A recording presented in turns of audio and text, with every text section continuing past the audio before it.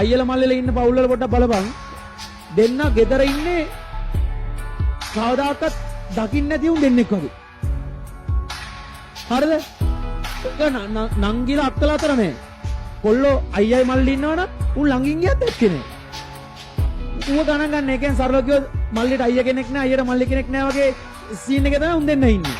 හැබැයි බලපන් මොකක් හරි අවුලක් ගියොත් අයි මොකක් හරි අවුලක් ගියොත් බලපන් පුතේ ඔය මල්ලිට කවුරුහරි ටෝක් කරලා හරි සීන් එකක් දාලා හරි ගේමක් කිල්ලුවොත් ආයි කියන සුනංගුවෙන් අයියා එතන ආයි ගේමකට බෑලා නැද්ද බලන්න උන් දෙන්නට දෙන්න උන්ගේ තියෙන සහෝදර බැඳීමක් පෙන්වන්නේ නෑ පට්ට අමුතු බැඳීමක් ඒක බං අක්කලා නංගිලා අතර නෑ මම මේ කියන එක ඇත්ත වශයෙන්ම හරිද කියලා ඔයලා බලන්න ඇත්තටම ඕගලන්ගේ ඔය කතාව නේද කියලා ගණන් ගන්න සත පහකද හැබැයි මහත්තයෝ වැරදුන තැනක් තියෙනවා නම් ඔවත් හරි අවුල කියන තැනක් තියෙනවා නම් ඒ අයියා වෙනුවෙන් ඒ මල්ලි වෙනුවෙන් ඒ අයියා අනිවාර්යෙන් ඉන්නවම තමයි